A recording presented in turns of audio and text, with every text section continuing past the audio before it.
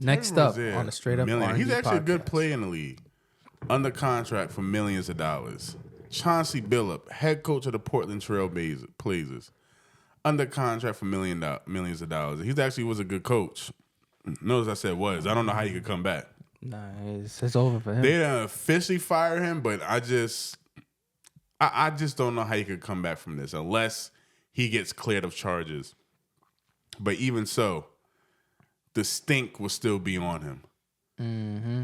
And y'all are just fumbling these big bags just to try to get over on sports betting. Like, I don't think the reward is worth it. 'Cause I just feel like you was bound to get caught at some point. Yeah. You're in link with the mafia. Well, I'm like, mafia? I'm like, they still around? Yo. What's going on, everybody? What's good, y'all? Back at it again with another episode. I'm your host, Rich.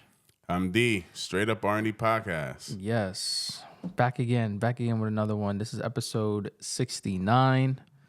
Damn, closing in on 100 episodes. Yo. Getting close. Getting real close, man. We got to do something big on the 100. Yeah, definitely got to do something big on 100. You know what I'm saying? And we like the subscriber count is going up. It's going up. Keep subscribing. But I got to go through the regular schlingo. Mm-hmm. This is a real raw, uncut, straight up R&D podcast. We'll give it to you real raw, uncut, straight up, with opinions based on motherfucking facts. And the number one rule on this podcast is we honestly and truly don't give a fuck about your feelings. But we appreciate the support. We do.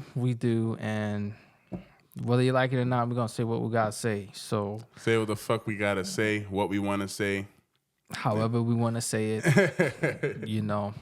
Anyway, let's jump right into it. So, fresh off the skillet, we got the NBA running into some serious scandals, gambling scandals. And for some reason, I'm like, my surprise level is at negative 1,000. Because ever since sports betting, DraftKings, all that other things come out, I'm like, there's definitely big gambling things going on. And if anything, that makes the game worse. Yeah. I did not agree with the sports betting. I thought it took away from the game because now you have athletes getting into it who, will underperform so they can, make money or let their friends make money. Oh, yeah. There have been athletes or referees definitely rigging the game. Or 100%. you even see Chauncey Billups involved. You don't think he was doing his part in rigging the game here and there? Calling on bad plays that he know is not going to work. Let me set this person on the bench. He playing too well. Or, do not give the ball to, at the time, Damian Lillard. Give it to this dude. But his shooting percentage is -5. Like, you know what I mean? Like, I think it's all like, it was bound to happen. Excuse me, but I felt like now's the time for people to get exposed for cheating. And Terry Rozier. Yeah, Terry Rozier. He faked an injury in 2013. Man, these careers are finished, man. I'm like... And that's the thing, bro, like, Terry Rozier, millionaire. He's actually a good player in the league. Under contract for millions of dollars. Chauncey Billups, head coach of the Portland Trail Blazers. Under contract for millions of dollars. He actually was a good coach. Notice I said was. I don't know how he could come back. Nah, it's over for him. They didn't officially fire him, but I just don't know how he could come back from this unless he gets cleared of charges. But even so, the stink will still be on him. Mm-hmm. And y'all are just fumbling these big bags just to try to get over on sports betting. Like, I don't think the reward is worth it. 'Cause I just feel like you was bound to get caught at some point. Yeah. You're in link with the mafia. Well, I'm like, mafia? I'm like, they still around? Oh, yeah. And the thing about it, if you get engaged with the mafia, there's no, it's not like, this is a one-time thing. They're going to keep coming back. Hey, I need you to do this for me. Now they want multiple favors. there's no coming back out after linking yourself or dealing with the mafia. So why would you get involved in something like that? I just don't understand. Y'all are set. Maybe there are some people. I think there are other people involved that we just don't know. We just know like the big name. The names are gonna start coming out. Yeah, they're gonna start coming out. Maybe there are some people who just wasn't doing as well as them. You know. Yeah, a couple players that was in debt. Yeah, you know, they was. It's like I can understand why they take the risk. Like I understand, like what we were saying, like before we started the show. I'd understand if the players that are making like $500K, $600K, you know, do the sports betting and they're trying to like scheme their way up to a bag. I get it. You're not making a lot. You're sitting on the bench. You barely get minutes. You want some more money. You know what I mean? Sure. Okay, but am I saying it's right? No, but I'd expect those type of players to get caught up in that, not Chauncey Billups. The dude has been in the league for how many seasons? Bro. You know what I'm saying? Like, he was on the Pistons. Won a championship with them. I'm like, yo, like, how much more money do you need at this point? Like, you should be coasting, chilling, you know what I'm saying, doing your thing and getting your retirement money when it's time for you to throw in the towel. Like, you're going to throw all of that away now? To what? To end up in jail? Like, and the thing is, it's feds, bro. Anybody that know when the feds get on you, they're coming up with, they're crossing their T's down their I's. They're coming up with real evidence to lock your ass up. Like the feds has, I forgot, it's a 98 conviction rate, so they don't fuck around. Yeah. Mm-hmm. They're not fucking around. So like when the feds get you, you're kind of done. You're done. It's over. Somebody is gonna get caught, and I feel like Chauncey Billups and Terry Rozier, they were just probably the weakest links out of all of that, because if it was that big of a deal, they would have caught the mob bosses and the mafia dudes. Because I was watching a video with one ex mafia guy. And Michael Franzese? Yeah. He was talking about it. He was like, yo, some of these mob bosses, they don't care. You could be the biggest star in the NBA or whatever, and you owe them money or whatever. They say, yo, you're going to, make two crucial turnovers during the game. You're going to do that. And if they don't have the money to pay them back, that's what they do to them. And so they make threats. They be like, yo, in football too. He even mentioned football players like, yo, you're going to drop the ball twice. If you the receiver, you dropping the ball. If you the quarterback, you getting sacked. Like they telling you what you're going to do. And then they pay them weekly 2% of what they owe them until they get their money back. And plus on the back end, they already got the insider knowledge, so they know what to bet on. So they're making even more money on top of that. So it's like, at the end of the day, I say when this whole DraftKings thing came out, and I'm like, yo, gambling is a problem. It's an addiction. Oh, right? my gosh. Huge problem.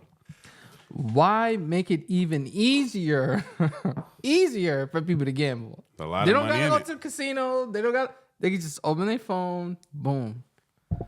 Yeah, that's why, bro. I never got into gambling. I don't know how to gamble. Because I've seen how it could ruin lives. You know, the people who put up their houses, kids' college funds, clear out their bank accounts. I'm like, bro, I got no time to get involved in that, bro. Like, nope. You know how many of my friends sent me like FanDuel's invites, like, yo, you just need to put $200. I'm like, $200? Bro, like, shit, I ain't got $200 just put up like that. Next thing you know, I lose it. I'm like, damn. That's just gone. Yeah, it's just gone. You just thought about what you could have did with the $200, you know? Like, nah. Yeah, so I literally know people who on that FanDuel shit a lot.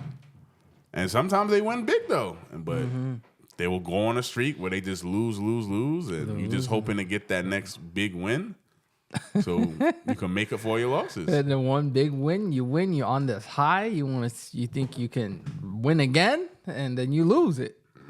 You know, so I heard LeBron. I don't know if this is entirely true. I'd have to look it up, but this is just some reports that I saw that LeBron he's been out for a couple of games, or he's sitting down. and they're like, that's kind of interesting how he's not playing. He's not playing. Yeah. Could he be tied up in this? Could his name be in it? I don't know. I don't know, but I would think LeBron is not that dumb. He really has a lot to lose. I mean, look, Jordan had gambling problems as well. Yeah, Jordan had gambling and problems. they were saying that's why he left the NBA to go play baseball and then came back. I remember they were saying that. So, but it could be it could be, but it's like, bro, LeBron. I wouldn't put it past him though. Like Dana White, he gambles all the time. Them dudes gamble, bro. They gamble, and I'm not saying he's not gambling with the intent like, oh man, like I need to get this money. He probably like, yeah, I throw a couple $100,000 in the game. You know what I'm saying, just for the fun of it, to network. You know what I'm saying?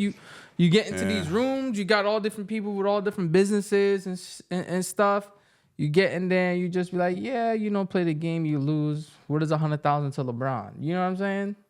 Yeah, but I'm just thinking like, man, LeBron, he has so many endorsements, was in Space Jam 2. He has a lifetime contract with Nike, which reportedly is supposed to be worth over $1 billion. He's the only person in history or NBA history to be a billionaire while still actively playing. Mm-hmm. You're on the same team with your son. Mm-hmm. It's like, that's even crazier. You know what I'm saying? And then, like, bro, he came in the league at 18.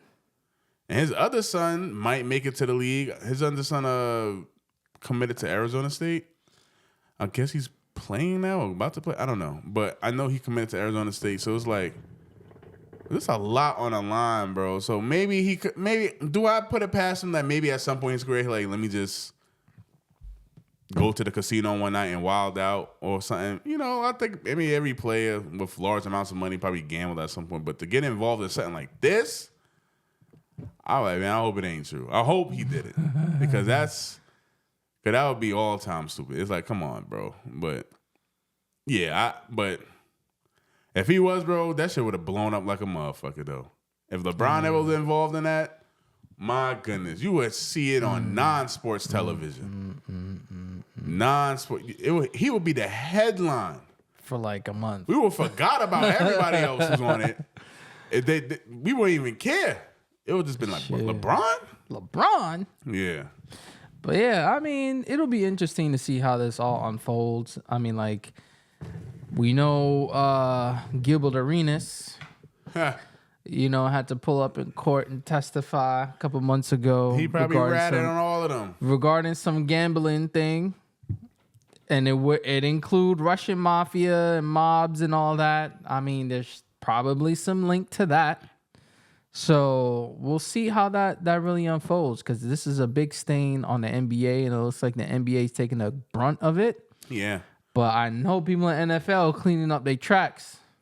The feds actually now are questioning Adam Silver, the commissioner of the NBA.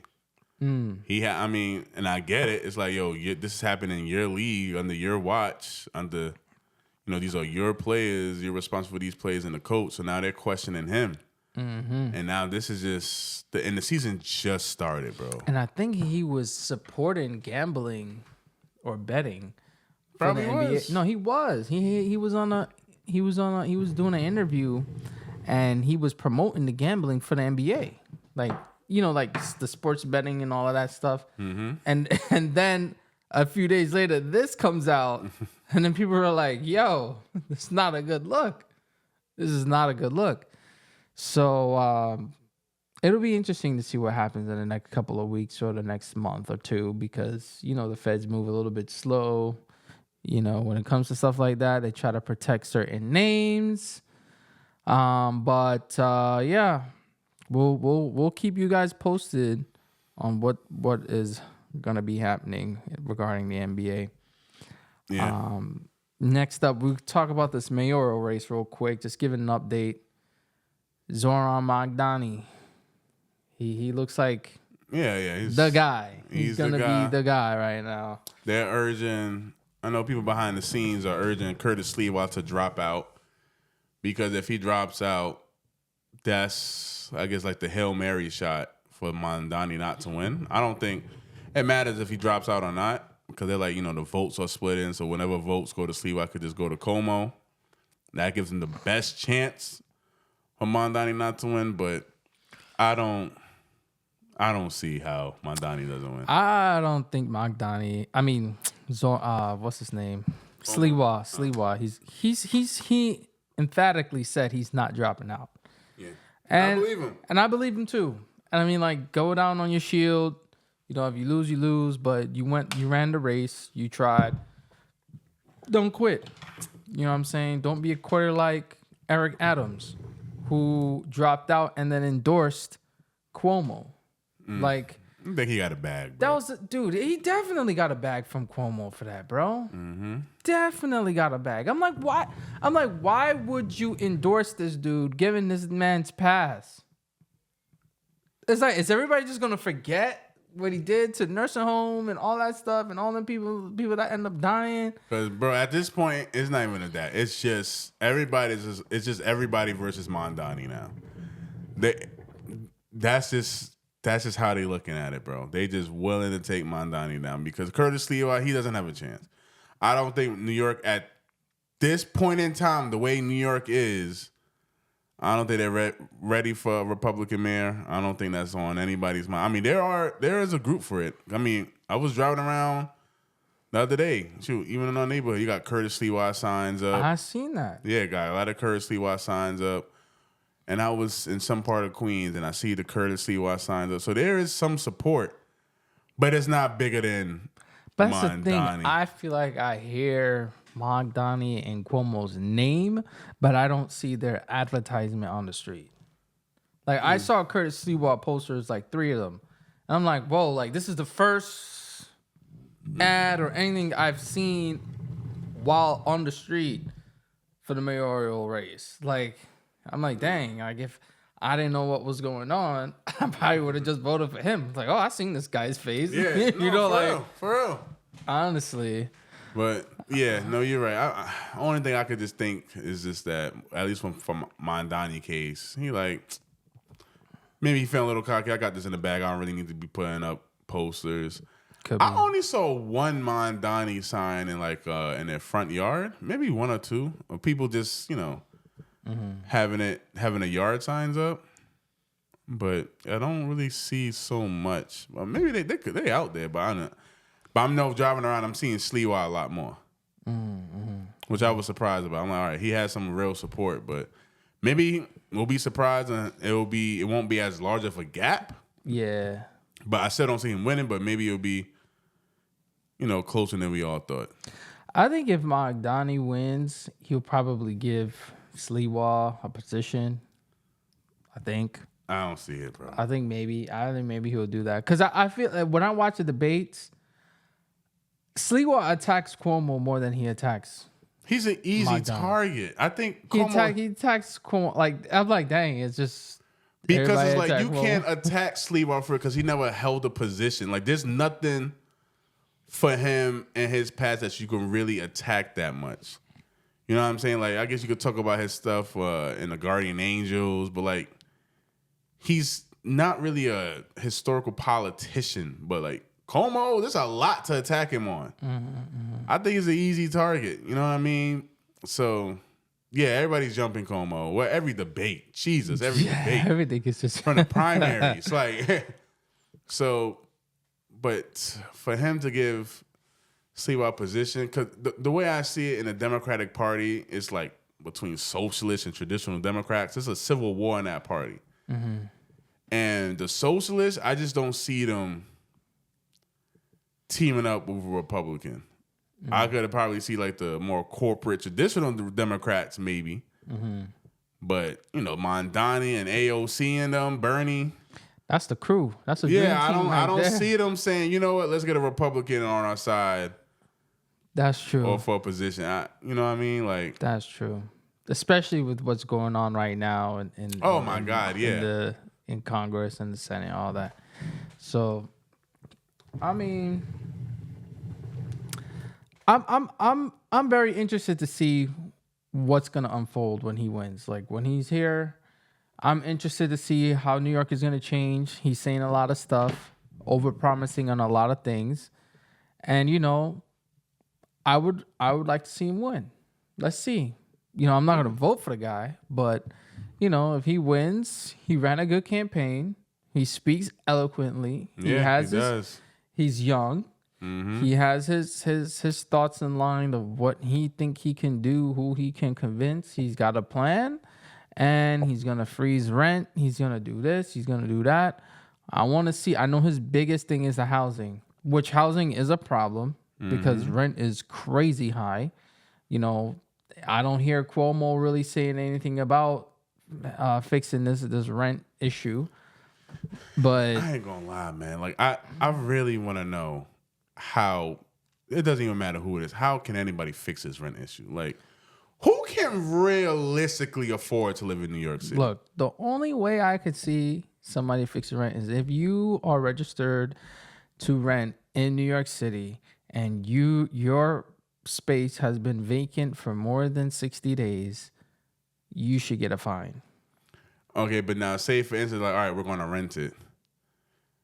The damn price is going to be $3,000 a month. You know what I mean? Like, yeah, but again, it's like, even if you wanted to sell your house, you can't say, well, I'm selling my house for $5 million. No, your house goes by market rate, right? You get people that come in and evaluate how much your house is worth in the market. Now, yes, if you look at, if you were to do an average, if you do it by neighborhood, if you do it by like zones, parts of Manhattan, parts of Brooklyn, like, and adjust prices like that, I think that can actually give some relief to certain people to be able to afford it, rather than you renting a space. You could put whatever price you want. Literally, you can say, I want $3,000 for this. What number are you going off of? What are you based off of? Like, certain neighborhoods, you're not near a train station. Okay, yeah, it's going to be a little bit more. But if you're far away, you got to take a bus to the train. All right, it should be a couple $100 cheaper. But I feel like it's like that in a way now because, all right, certain neighborhoods, let me just use an example, like 1,200. Certain neighborhoods, they could say, we want 1,200 for this apartment. And if that's the majority, if their price is in that range, and then you got this one lunatic want to charge $4,000, you're just not going to get that spot rented out. So I think the free market plays a real, does well. But if you go to somewhere like Manhattan is just so fucking crazy. If you go in Manhattan, you're going to find skyrocket rents because that's the market in Manhattan in some places, like $3,000, $4,000. Bro, I know my boy worked security for some building. Now it's a high-end building. But he was like, rent there was like $4,000 to $7,000 based on the unit you got. I'm like, who was paying $7 G's a month?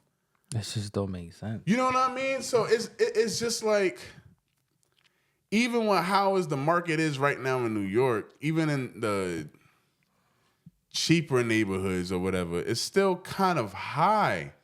So like, what are you gonna do to like? Cause I'm trying to think like, who can realistically afford living in Manhattan? I'm just talking about Manhattan. I know outside of Manhattan, there's cheaper apartments. Yeah, but the problem is, it's like everyone knows Manhattan is expensive off the rip. Off the rip. Like, nobody's going to go looking for an apartment in Midtown or Lower East Side, the West Side. Nobody's going to, like, no reasonable middle-class person is going to run to Manhattan to say, yeah, let me just, see if I can find a cheap apartment there. No, you're going to be in the borough. In the boroughs. You're going to be in Queens. You're going to be in Brooklyn, the Bronx, or even Staten Island. But it's like, when I think about rent, I don't even think about Manhattan, because that's just a whole beast on its own.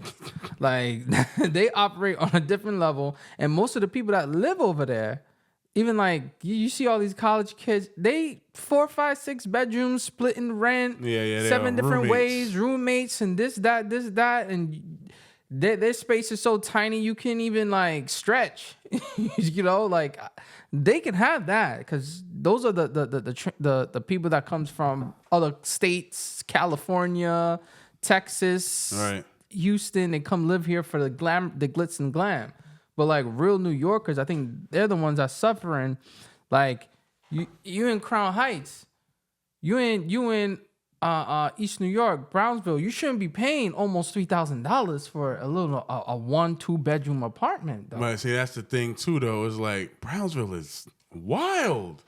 You know what I'm saying? Like, you shouldn't have to go to a neighborhood like Brownsville to get cheap rent. Okay, but that's the thing, though. Like, it's still not cheap, though. Yeah, and that's that's true. It's still not cheap. So it's like it's bad over there, but it's still expensive. So that's what I'm saying. It's like at least have some sort of like way. Okay, we know Williamsburg is expensive. Yeah, it's expensive. All right, that's like the little child of Manhattan. Okay, like we get that, but like when you go out a little bit further, we should expect prices to really drop down by a couple hundred, like $500, $600 cheaper. You know what I'm saying? Where it's like, okay, these are people that live far. They have to take the train, bus to get into the city to work and come back. You know what I'm saying? Like, I feel like that's more fair to say, like, it gives everybody an opportunity to live. And the apartments or the landlords that's there, give them more protection.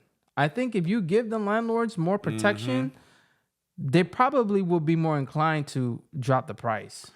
Listen, that's the key thing right there. And the thing about, I don't think Mondani's will be able to do that because he's a socialist. Maybe he will. I don't know. Prove me wrong, bro. But like, New York is very tenant friendly right now, right? And there are multiple cases of landlords taking people to court. I was literally talking to somebody on Friday about this. They have somebody squat in their apartment for 4 years now. They're going back and forth to court and still not be able to get them out. But that story is like, it's just ubiquitous around the city. Like, that's always the case. There are so many stories of landlords not be able to get people out their homes and also at the same time they're not paying rent. And that scares people off. So I was like, I'd rather just keep my shit vacant than rent it out and have to deal with that all the time. Because there is no protect. I mean, for instance, I remember in Florida, they got rid of that squatting rule stuff of like squatters, of like people basically breaking up in your house. Mm-hmm. And then if they stay there for a certain amount of time, they have rights. Days. New York still has that intact. And I don't think there's any discussion to even get rid of squatter rules. Mm-hmm. Like, it's very tenant friendly. So it's like a mayor has to come in, be able to work with the landlords, give them some sort of protection so they won't be as scared or afraid to rent out their apartments.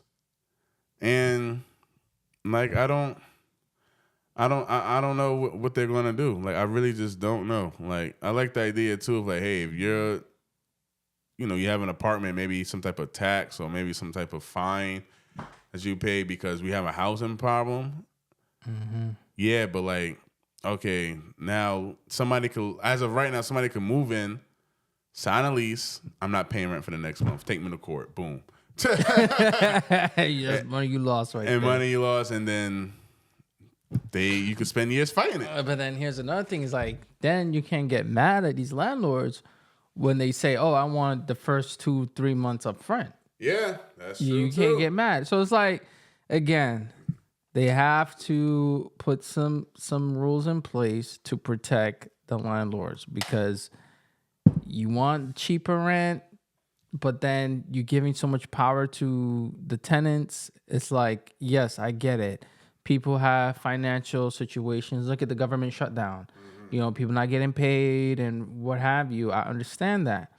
But at the same time, it's like, people shouldn't rent some place knowingly that they're not going to pay after they give them the $6,000 up front or whatever the case is, right? And say, yeah, after those 3 months, then you ain't getting a dollar out of me. you know what I'm saying? Like, it's insane, man. And, it's at the same time, it's still kind of a business. Like, they're giving you a service. Like, look, you can live in my property, you just have to pay a certain amount every month, and we're good. But if you go in there and you agree to that price and then you just stop paying it, in New York, they're like, yeah, just sit down for a couple years. We'll figure this out later. And Yeah, they have rights, bro. Yeah, and, and that's what leads some people to go and burn down their house. Oh my gosh. Sometimes they say, if I can't get you out, fire will get you out. Fire will get you out. know, and then there's been. It's but I do see that the rent prices is a problem. It's a problem, and people have the right to be upset about that. 100%. Like, it is ridiculous. It's ridiculous. Absolutely ridiculous. And even nearby me, I'm seeing like $3,000, $3,500. I'm like, yo, I grew up here, bro. There's no way. There's no damn way the rent should be that damn high, bro. Who's affording that? And I see people in there. I'm like, what are you doing? Like, what are you doing to afford that? Like, I'm like, they gotta have a roommate. Oh, gotta have a roommate. I don't get it. I don't get it. For like I'm talking about for like an everyday middle class person, there is no way somebody could afford $3,000, $3,500 a month in rent. And you have kids, and you have this, like, yep. And you gotta pay for the. And that's just rent. You got utilities, groceries, food. You know what I'm saying? Car insurance. Like, there's other things to pay for. Car note. You're like, how? There's other things to pay for. If you take public transportation, there's a monthly cost of that too. And I was watching a clip of Brilliant Idiots with Charlamagne and Andrew Schultz. And then he was like, man, I don't think it's worth it living in New York anymore. And they were like, why? He was like, it's expensive as hell. There's so many different types of taxes. You got congestion tax. You got so many tax. And then he's like, there's really not a lot to show for it. He was like, New York should be looking like Dubai right now with the amount of expenses. If you think about it, that's absolutely right. That's super true. And I was like, he's right. I said the same thing. I'm like, I agree. He like, there's so many, the taxes are so high to live here. Cost of living is so high. Man, I went through congested pricing the other day. I was like, man, I'm tired of this, bro. I'm tired of this, I can count on my hands how many times I paid for that. Like, I still am so against it, yo. Bro, so against it. But it's the like dumbest thing ever. And then you got the cameras on now 24/7. You're collecting so much from the citizens. Why doesn't it look like Dubai? You know what I mean? Like, well, you want to know why? Because we have all these damn programs giving out free shit all the time. And then you wonder, like, damn, why is there still garbage on the street? Why is this road over here not paved? Why is this not done? Like, why the train's still messed up? Like, we paying all of these taxes just to, like, what? We spent billions for the migrants. Mm-hmm. My question is, where the hell was all that money before this whole situation happened? That's what I want to know. How did all this funds just automatically come in and we just have all this money to just spend all of a sudden? But before this, this is bullshit. Yep. It's bullshit. Yep. And that's a part of the reason why Trump is in office now, because those people was asking those same questions at the time.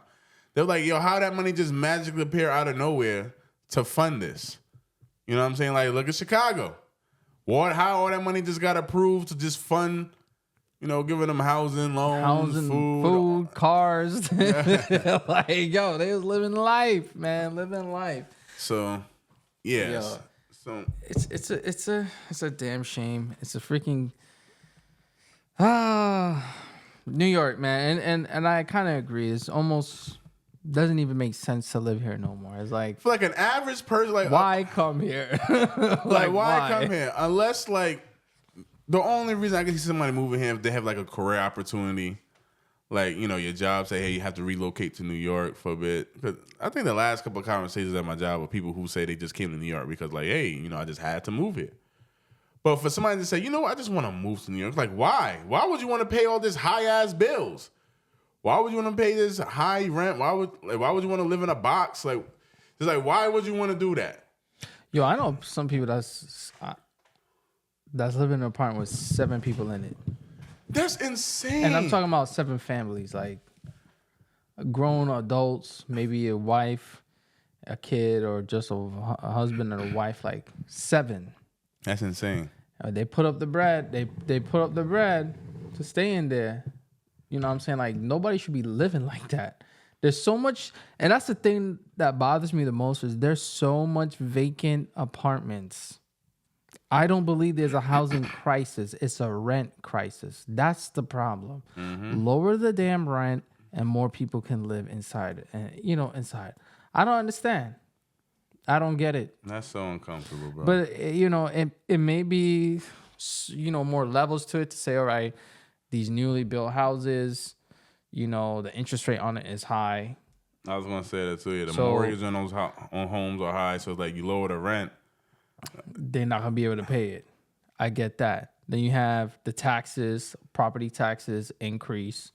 That's gonna be high. Then you got all these liabilities, insurance increasing, home insurance increasing. Then you got all these liabilities with the tenants. Oh, this broke, this, that, this, that. You gotta fix this and that and the third. I get it.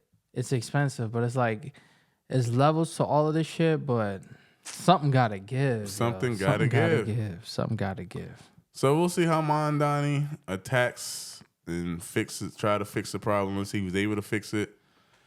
So, because when he wins, the pressure's gonna be on. People want free buses, free train, lower rent. Like, you gotta one in a lot of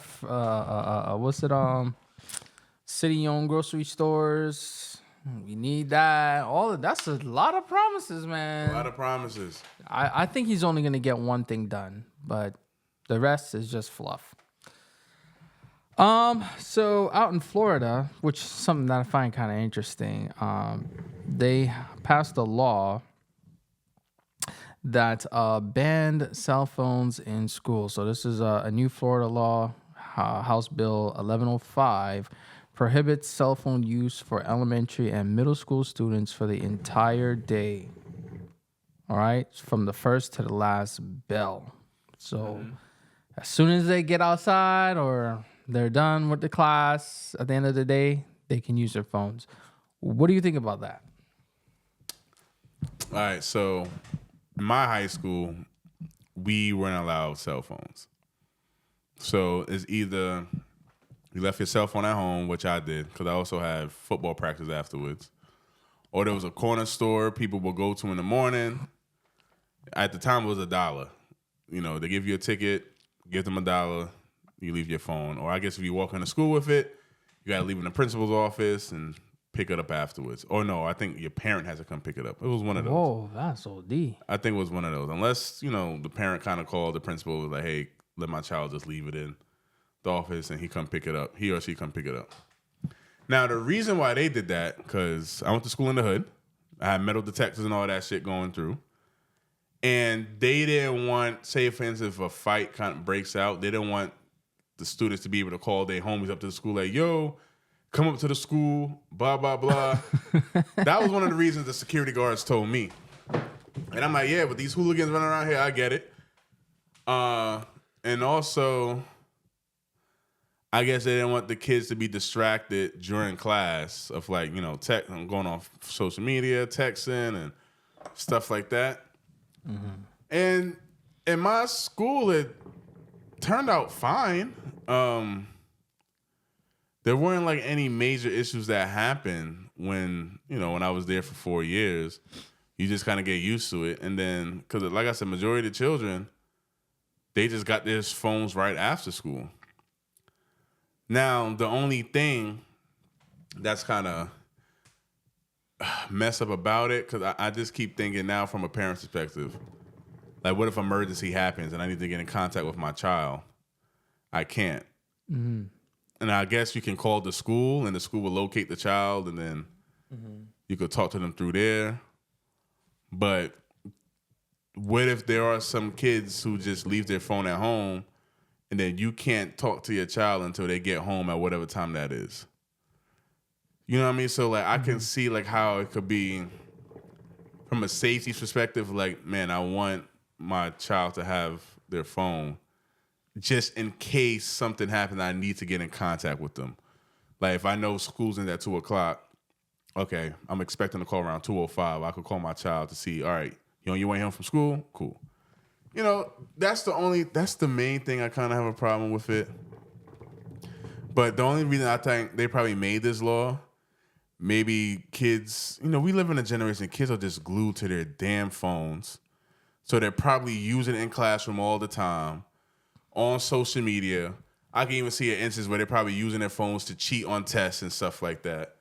So it probably became such a problem that they're like, yo, we got to like put this into law and have a solution for it. So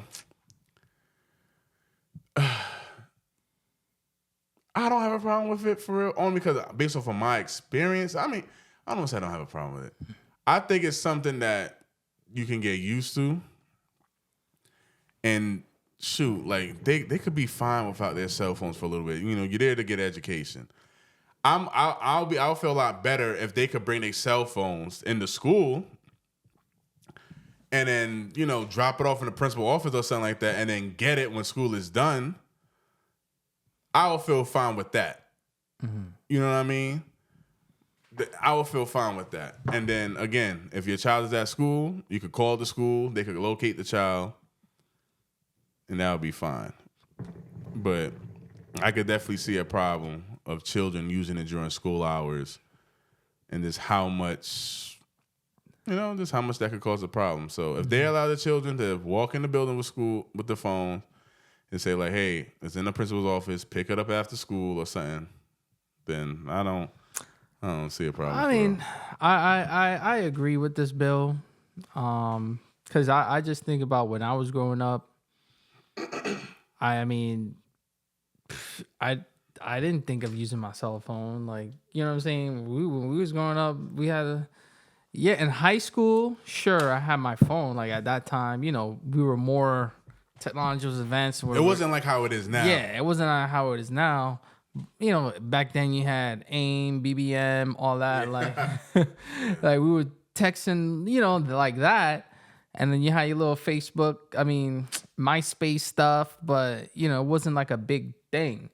Even in middle school and elementary, didn't have a phone. Like I had a phone, it was the Nokia phones, but again, if my parents wanted to reach me, they'll call the school.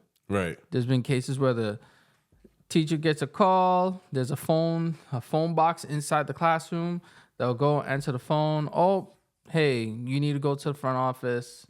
Your parents is here, or somebody's here to pick you up or take you out of school today. I don't see anything that's wrong with it. Why can't we go back to that? There was never any problem back then with it. That's Parents what I'm would saying. just call the school and boom. You know what I mean? Is it ever that important that you're gonna call a 5-year-old to say, yeah, I'm coming to pick you up? And then the 5-year-old got to tell the teacher, my mother is coming, and the teacher's gonna say, your mother need to come to the school first or call the school. Too. Like, what's the deal? Like, I get it. The only thing I can see is like if it's like a major, with these school shootings and these nut jobs that's doing that stupidness. Yeah. I could see that, right? But if you're gonna take the phones out of the school, you gotta make sure the school is more secure. That's the only trade-off I see with it. Make the school more secure, make more cops around to protect the children in the school. But I feel like now we have AI, we have all these things that kids get distracted with, can cheat with. I see that they have this thing now. It's like an AI where like you can text it and they'll say, hey, how do I respond to this person's message? Oh, yeah. Yeah, you're right.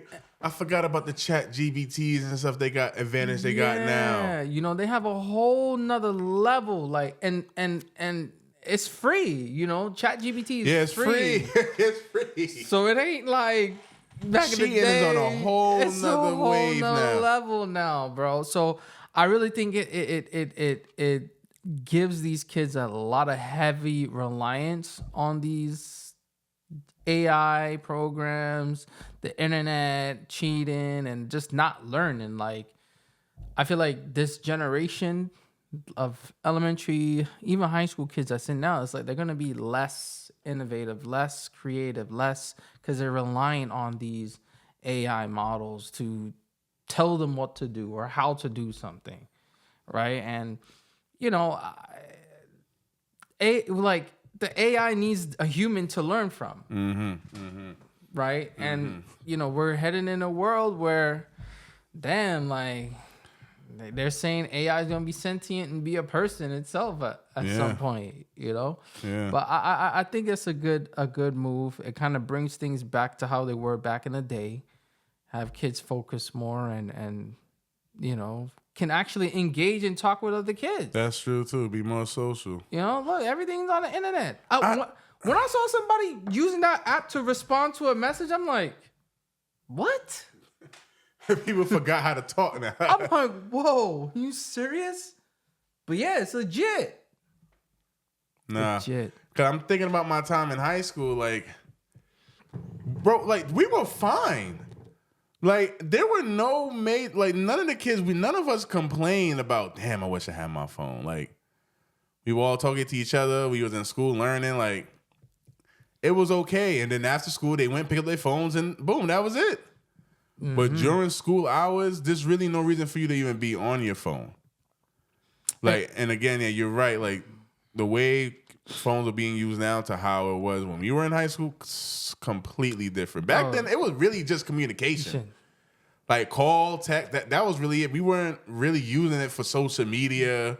The phones weren't as advanced. And so it wasn't as distracting. Like I definitely remember how I was using my phone. Even when I had access to my phone in the crib.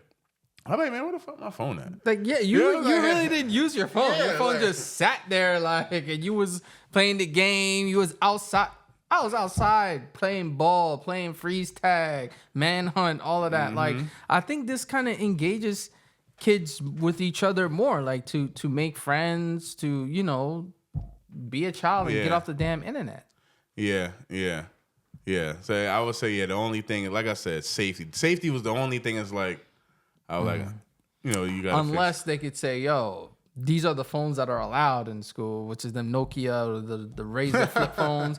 I would say if communication is that like big for the parent, all right, give them a flip phone so they can only call and text you. But the thing about it too is like if a parent calls them during school hours and the kid is in class, so the kid supposed to just step out and like, oh. Exactly. So that's why I'm saying it's just best to call the school so the teacher could be like, hey, exactly, go to the office. Your mama's on the phone about something. Exactly. You like that. I mean? And again, we're talking about 5, 7, 8-year-olds. Like, what? You're the teacher. You're going to let a child tell you, oh, I'm going outside to take a phone call. Like, you're not in college. Like, you know what I'm saying? Like, you're not an adult. Like, you're a child. Like, you can't be left unsupervised. Right. So I think it's a good thing. And I think New York needs to do that. New York needs to do that. These damn kids is wild, yo. These kids are wild, bro. Kids are so wild in New York, man. And besides, what are you doing on the phone? What are you doing on the phone? If it's not talking to your parents, then what else you should be like? What else are you doing? It's all foolishness. No, all foolishness. So, is that policy not? It's not that bad anymore. It's not that really bad. Not that bad. It's not that bad. Yeah. New York what are you doing? to, checking emails? And the thing about it, what are you doing? People always talk about how education is so bad in America. Well, this is a potential solution, but let's get rid of some of the distractions so they can actually focus while they're in school. You know what I mean? Bad. Yeah. Yeah. So I mean, it will be tough to get. I guess it will be tough for the kids to. I'm pretty sure you probably will see higher test scores. No, you will see an immediate effect. Because now they'll actually have to study. Like, damn, I can't use my phone no more. I can't use ChatGPT. Probably during the test. Probably some kids like, man, can I go to the bathroom real quick? Pull their phone out, ChatGPT, try to type in some shit, and then come back like, oh, now I know the answer. Now I know the answers. You know what I mean? Like, yo, these kids is on another level. They get the smartwatches. They get. That's so true talk too. to Siri and Google and all that. Like they got the smart glasses. I was just about to say that. You can put like, prescription in them, bro. So now if somebody who actually wears glasses and get prescriptive glasses like the Meta AI ones, like you can't tell them to take it off. Be like, yo, these are my glasses. And the thing about like I got a pair. You could say, hey Meta, blah blah blah, and then it just talks to you. And the new ones are crazy. You can actually see stuff on the and left. and the teacher, nobody be able to see it. Yo, it's a whole different world, bro. It's a whole different world, man. So I'm for that. I'm for that. And honestly, like I think, you know, when I have kids, like I don't the most they would get is a flip phone. They will get a flip phone till they reach a certain age. You know, they get to high school, they can have their cell phone, but from before that, I need you to be a kid. You know, the internet has a lot of crazy stuff on there, a lot of distractions. Like, it draws your attention away from being present in the moment with people. And, you know, New York should adopt that. Yeah. New York should adopt that. Yeah, no, definitely. Yeah, man, like technology advanced so much since we were in high school. And I think this is good. This is a step in the right direction. People complain. They'll get over it. Yeah. They'll get over it. They will get over it. But man, I just can imagine the type of uproar in New York with this. Oh, my child got this, and da-da-da-da. All these crazy. Look, if they can pass congestion pricing, they could pass banning cell phones. Mm-hmm. Like, because that congestion pricing literally hurts your pockets. Yeah, and but this is. And I was saying, like, even with the congestion pricing, I don't know if I noticed that much of a difference. Maybe like they said it made more traffic. Like traffic increased. I'm trying to think. Cause bro, like I drove to Manhattan on Friday. It took me 2 hours to get to my destination. Cause there was a lot of traffic, and I went through deep in the damn congestion zone. I've been in the congestion zone, bro. Like coming back, traffic. Maybe there's 1 or 2 instances where I could think like, oh, traffic wasn't that bad today. But I mean, like at this point in time, it should be like consistently, oh, traffic is not bad. Like, nah, man, I've been stuck in traffic since. Yeah, nothing changed. To me, nothing changed. This is from my experience. I drive a lot. BQE still messed up. Everything's still messed up. Like, I don't get the FDR messed up on like certain points of Manhattan. Yeah, like fewer cars may go into the congestion zone, but it didn't reduce the number of drivers. I was actually reading something the other day that the number of drivers increased. But I don't know if you realized the other day when we was in the city, like, all of the damn cars was freaking Ubers. Like, I don't see... And that's another thing with this city, man. I guess we'll save that for another episode, is these damn Ubers and Lyft. I got a bone to pick with them. Like, for real. Like, they're the ones that's causing the traffic, bro. Yeah. They don't... On my way to the city, I was surrounded by TLC license plates. Mm-hmm, that's Uber and Lyft. Yeah. So remember, you got the Ubers that drive, the taxi. Then you got Uber Eats. People do that in their car, too. Mm-hmm. Then you got Lyft. Then you got all the other little Via and this, that, and Yellow Cab. Like, how much more services of rideshare do you need? Like, come on, man. Like, I'm like, dude, this is unbelievable. What be pissing me off, too, when I was driving Friday, too. I mean, this is anytime I drive to the city. Somebody, like, you could be behind somebody, and then they could be an Uber or a Lyft, and they randomly just stop, double park right in front of you. I'm like, come on. Yo, you know how many times that happened to me in the morning? I'm going to work, and I'm on a one-way, and they come, and they start driving slow, and then they stop, they put on the flash, and they stop right there. I'm like, bro, you could have went to the hydrant, pull over by the hydrant, and make the person come in. Yeah, that happens a lot, yo. I be getting so pissed. I'm like, come on. I had an argument with a guy that did that. Wait, recently? Not recently. This is probably like a few months ago. And he was like, oh, like, okay. I was like, I'm like, bro, you see the hydrant over there. You could go over. Why you stop right here? Oh, it's okay, man. It's okay. Like, and you look behind me, line of traffic. And it's like the intersection is jammed up because people trying to like cross over before they hit the light and everybody waiting. I'm like, yo, you're causing this right now. Yo, I'm sorry. I understand people trying to make a living and all that, but y'all gotta regulate this Uber shit, yo. This is insane. It's insane, bro. You go to the airport, it's insane. Like, I get people want to take taxi to go to the airport. I get it. But damn, bro. No, I feel you. Like, you could miss a flight, bro. You could miss a you flight. could miss a flight. I feel you. I definitely feel you. But anyway, next topic. Just want to know, what do you think protesting works?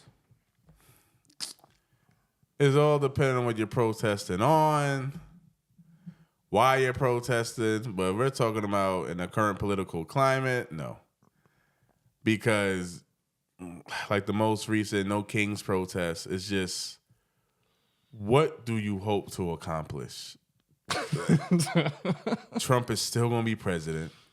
He's still going to pass the same laws that you're protesting against. Like, I just don't know. Like, do you think he's just going to be like, you know what? That was a good protest. I'm stepping down. Like, I'm going to resign. Yeah, like, I don't know, like, which you're really going to be Okay, you cannot like him, but, like, what do you hope to achieve? I don't think nobody really kind of discussed this. It's just that, we're just all going to group together, say we hate Trump, and then that's it for the day. I mean, Trump is just he was mocking y'all. Did you see he posted an AI video of him driving a jet, flying a jet, and pooping on him? It's like you're making him. Oh my gosh. You're making him do more, but with these protests. So it's like, I just don't really understand. I mean, there are some cases where protests work. Like, I don't know, I can't think of the top of my head. Yeah, but like, that protesting, that stuff worked in the 90s, in the 1800s. It works then, not now. But like, I just like this No Kings and I just really don't see the point. And then also when you protest in ICE, there's clips of people attacking ICE, throwing shit at their cars. It's like, you just want to go to jail? Like, the only thing that will happen is you're going to jail. That's it. Like, Trump is not gonna say, you know what, because of the protest, ICE, we're just not gonna do our jobs, or I'm just gonna ban ICE for the next couple of years. Like, no, ICE is still gonna do its thing. Like, I'm really confused on what y'all think is about to happen. Because I think people, like, I feel like back then when they did protesting, people actually, like, did stuff. Like, it was an actual, like, movement that people all agreed, okay, we're going to boycott X, Y, and Z. And they stuck to it and they did it. And then they got whatever change that they wanted. Now, like, what was it, like 1 million people or something that was at this No Kings thing? Yeah. Or like, accomplished not a damn thing. Yeah, I feel like, okay, like, if you're gonna organize something that large, then you should have an actual economic effect on it, where it can bring like real attention for a change to occur. But if it's something where you just want Trump to, not be president, or I honestly, they was out there for 1,000 different things, 1 billion different things, and it's like, well, what's the real message? What's the real point of the movement? Like, what are you trying to accomplish that is plausible to actually happen? Remember when they wanted to boycott Costco, and I don't even remember what the reason was. It was it was earlier this year. Target. I think I think it was Target, Costco, and somewhere else. Oh, this was during the DEI thing. Yeah. During the DEI stuff, and companies are canceling DEI and all that. It's like, okay, no, we're not going to Target. We're not doing this. We're not doing that. Where's that same energy now? Where's the same energy? Would like stay consistent. I went to Target like 4 or 5 times in the last 3 months. Mm-hmm. I see black people there. Me too. Shopping. I see black people working. I see all different races working. Nobody don't seem like they got a problem. Like, I can see the no Target thing. It makes more sense to boycott Target because, like, if you were to get people, if people were to work collectively to where they're not shopping on Target, you can have an effect. You know, like, because you can have an effect in a way if everybody was actually stick together and say, we're definitely not going to shop at Target. You could bring attention to the matter. But I mean, as far as Trump, the time to do it was November of last year. The time to boycott Trump was to vote for Kamala. We're way past that point. Where were you?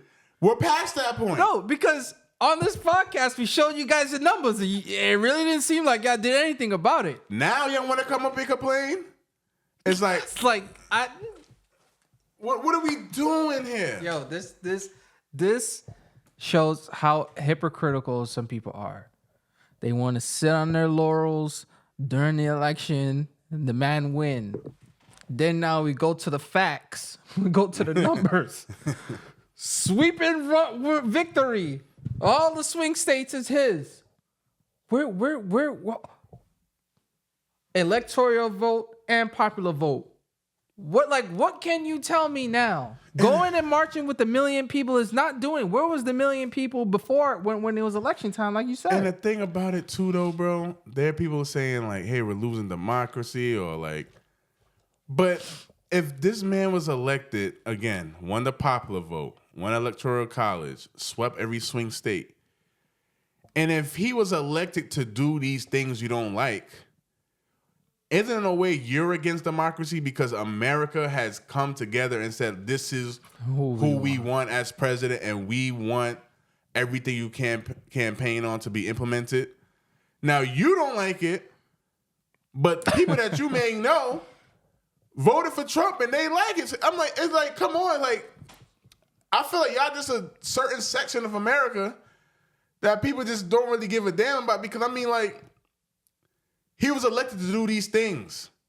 And if he's doing it, what do you want me to really say, bro? Like, he campaigned on this for months. He said he was going to do this. People voted for him and he won. You don't like it. So isn't that going against this democracy y'all talking about if he was elected to implement these changes? So, like, I don't know. Like, you got a right to not like him. Yo, what happened to the hostages? I remember that was a big thing. Weren't they freed, released? I mean, I don't know. I mean, what do I know? Look, I didn't vote. I didn't get it. But I'm just saying there was this big thing of getting the hostages released and ending the war and this, that, and the third. I mean, there was some progress made. Now, what? Some people going to say, oh, but what? Like, that's one of the things you guys were all chanting, blocking up the Brooklyn Bridge and the Manhattan Bridge. Like, I get it. I don't have a problem with it. Man, you saw videos of that. People were like, yo, move, I got to go to work. You're stopping people from going to work, bro. Yo. It's crazy. It's just getting out of hand. So now it's like, because you don't like who's in office, now you're just punishing other people from, like, going to their jobs? It's just getting so out of hand. Keep this energy for next election cycle. That's just it. Yeah. Make your voices heard at the box. That's just it. This is not the time to do it. I mean, like, look, if you want to protest, I'm not saying you should. You can do whatever the hell you want to do. But I just want to know, what are you hoping to accomplish? That's what I want to know. What are you hoping to accomplish? Not a damn thing. They just want to talk. That's it. They just want to talk. And I think it's the people who have all these big social media influences are the ones that make the most noise, but don't get nothing done. It's like everybody go, yeah. Do the work. You're going to go out in the street, block up all of the streets, cause all these problems, and destroy people's stores. Actually get the work done for what you're protesting for. Actually get it done. Back in the day, they got it done. They boycotted the bus. The companies felt the economic pain. Mm-hmm. You wanted to go talk about DEI and all that stuff in Target. I guess that shit lasted for what, a month? And then boom, y'all went right back into the damn store anyway because that's the store you like anyway. You know what I'm saying? You want to go talk about boycotting Amazon, but what do? You still go on Amazon and you still buy the products off Amazon. Like, I don't get it. I really don't get it. If you really stand for something, then you got to really stick to it. No, I don't think people could boycott Amazon, boy. Yo, there wasn't Amazon. There was. No, I'm saying no people want to. But There's some people that was like, yo, you know, I just buy my stuff in Walmart now. I don't use Amazon. You know, I don't want to support this. Okay, I respect that. That's cool. But when y'all was having them protesting about unfair wages and labor and this, that, and the third, I'm like, wait, when Amazon first came out, everybody liked it. Oh, y'all jump on the bandwagon. And this is the same problem that I have with a lot of people. And this is what I noticed. When Uber first came out, I was a big supporter of Uber. I'm like, yo, this is the future. You know, it updates taxis and having to call a phone number to get somebody to come. Remember them days. Yeah, like to get somebody. I was like, I like that. But now y'all made it get out of control. Where like you have over 100,000 cars circling the block for what? Yeah, like, because it's not just Uber. It's not just Uber now. It's just all of these damn things. And then now they add in city tax and all these other taxes to take the Uber. And I'm like, yo, this is not what it should have evolved into. It should have been regulated properly from the jump. Mm-hmm. Think 15 years from the day it started, how the city would be, how traffic would be. But no, what they did, they let it get out of control. Same thing with Amazon. They wanted to unionize this, that, and the third. I'm like, bro, this is supposed to be a side gig. This is not supposed to be a main gig. These things are side gig jobs. Mm-hmm. Uber, Lyft, all that. It's a side gig job. To be honest, it's a side gig job. Yeah. You know, the Amazon, yo, you have your regular job. You want to do some Amazon? Hop on Amazon, deliver a couple package, make $200-$300. Boom. You know what I'm saying? Uber, you got a whip. You know what I'm saying? You could just drive a couple of people around, make a couple $200-$300. Boom. Now people making it their life. That's not what it's meant for. Yeah, that's not what it's meant for. And then now they want to cry and moan about, oh, they don't give us fair wages. They don't give us health insurance. They don't give us this. Then you're not supposed to get that. You're not supposed to get that from the jump, bro. You were not supposed to get that. People just don't understand these things. But here we are now. It's all damage is done, and thousands of people, millions of people are marching for something that's not going to make any change. None. I don't get it. No change, bro. So, I mean, listen, y'all can spend your time how y'all want to spend your time, but you know, if I were to ever join some type of boycott or march, I'm like, okay, this is what I want the outcome to be. I want to make sure my time is being fulfilled, not wasted. I feel like you're just wasting your time. Because unless you're going to get Trump to bend the knee, that's not going to happen. It's not. He won. Look, like you were saying, go to the ballot box and use your voice there. That's the best thing you can do. So we will be covering this, 3 years from now. I'll do a side-by-side comparison of this election numbers and the new one. Let's see if the Democrats get it together. They got 3 years to do it. No, they won't. They got 3 years. Let's see. I want them to. I said this on podcast multiple times. I feel like having they need a rebrand. Both parties being strong, it keeps the other side honest, and you know, it's just better for the country overall. Mm-hmm. But right now, it's just so one-sided, and the Democrats, they just, I don't know, bro. Like, I just feel like they're just supporting the issues that people keep saying we don't want to support, and they're just not letting go, and they just don't. They don't have somebody who's like the leader of that party, man. Like I don't know. Chuck Schumer, Hakeem Jeffries, I don't know. Maybe them dudes need to go run. Like I don't know. I don't know what they're gonna do. So I mean, as of right now, it's just Trump bad this, Trump did blah blah blah, da da da da da da, and it's like you need to speak on real issues, but. We'll see. We'll see how the Democratic Party evolves over the next few years. We certainly will. But, yeah. I guess we'll call a wrap up on this episode 69. Let us know what you guys think about these topics. Do you think protesting is actually worth it? NBA scandal. Who else do you think is going to be caught up into this? And Mayor Mamdani, whether you like it or not, he's going to win. And do you think cell phones should be banned in school here in New York or in whatever city or country you're watching this from? Yeah, let us know. Rich, signing out.